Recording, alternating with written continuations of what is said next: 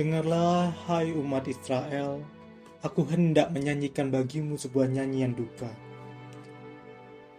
Telah jatuh Israel yang masih perawan, ia tak akan bangkit lagi. Di atas tanahnya sendiri ia dibiarkan, tak ada yang membantu ia berdiri. Tuhan yang Maha Tinggi berkata, sebuah kota di Israel mengerahkan 1.000 orang prajurit, tapi yang kembali hanyalah 100.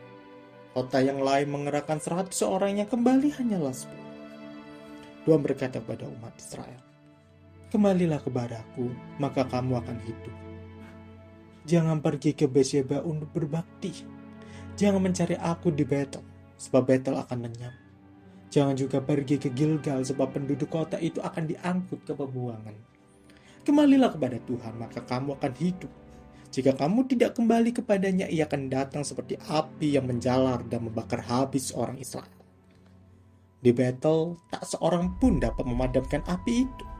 Celakalah kamu yang memperbudak-balikan keadaan dan memperkosa hak orang. Tuhanlah yang membuat bintang-bintang di angkasa, bintang belantik dan bintang kartika. Ia mengubah gelap menjadi terang dan siang menjadi malam. Air dari laut dituangkannya ke daratan. Yang melakukan semua itu namanya ialah Tuhan, yang membinasakan orang berkuasa bersama pertahanan mereka. Kamu membenci orang yang menentang ketidakadilan dan yang berbicara benar dalam pengadilan. Kamu menindas orang miskin dan gandumnya kamu rampas. Karena itu, kamu tidak akan tinggal di dalam rumah-rumahmu yang mewah yang telah kamu bangun itu. Kamu tidak akan minum anggur dari kebun-kebun anggur yang kamu tanami. Aku tahu betapa besar kejahatanmu dan betapa banyak dosa. Kamu menindas orang baik, kamu menerima sogok, dan membiarkan orang miskin diperlakukan tidak adil di pengadilan. Karena perbuatanmu itu, maka orang-orang yang bijaksana mereka lebih baik diam saja pada masa yang jahat seperti itu. Berusahalah berbuat baik dan jangan berbuat jahat, supaya kamu hidup. Maka Tuhan yang Maha Kuasa akan sungguh-sungguh tinggal di antara kamu seperti yang kamu katakan. Bencilah yang jahat, cintailah yang baik, dan tegakkanlah keadilan. Mungkin Tuhan akan mengasihani orang-orang yang tersisa dari bangsa Israel. Tuhan yang Maha Kuasa berkata, di jalan-jalan kota orang akan meratap dan berkeluh kesah karena sedih. Bahkan para petani akan dipanggil untuk turut menangis bersama orang-orang yang dibayar untuk meratapi orang mati.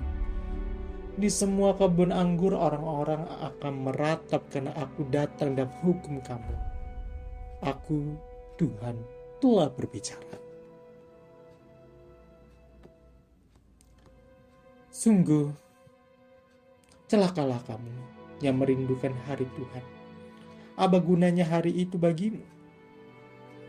Hari itu hanya merupakan hari yang gelap, bukan hari yang terang bagimu. Keadaannya seperti orang yang melarikan diri dari singa tapi bertemu dengan beruang, atau seperti orang yang pulang ke rumah dan bertopang dengan tangannya ke tembok lalu dipakut ular. Hari Tuhan memang mendatangkan kegelapan, bukan terang, hari mendung yang suam. Tuhan berkata, aku benci dan muak melihat perayaan-perayaan agamamu. Kalau kamu membawa kurban bakaran dan kurban gandum, aku tidak akan menerimanya. Aku tak mau menerima binatang-binatangmu yang gemuk-gemuk itu yang kamu persembahkan kepadaku sebagai kurban berdamaian. Hentikan nyanyian-nyanyian yang membisingkan itu. Aku tak mau mendengarkan permainan kecapimu. Lebih baik berusahalah supaya keadilan mengalir seperti air dan kejujuran seperti sungai yang tak pernah kering. Hai umat Israel, pada waktu aku menuntun kamu melalui padang gurun 40 tahun lamanya, aku tidak menuntut persembahan dan kurban dari kamu. Tapi sekarang kamu menyembah Sakut yang kamu anggap rajamu itu, dan kewan binatang yang kamu dewakan itu. Karena itu, arca-arca yang telah kamu buat itu harus kamu angkut sendiri. Pada waktu aku membuang kamu ke suatu negeri yang lebih jauh dari Damsyik. Aku Tuhan yang bernama Allah yang Maha Kuasa telah berbicara.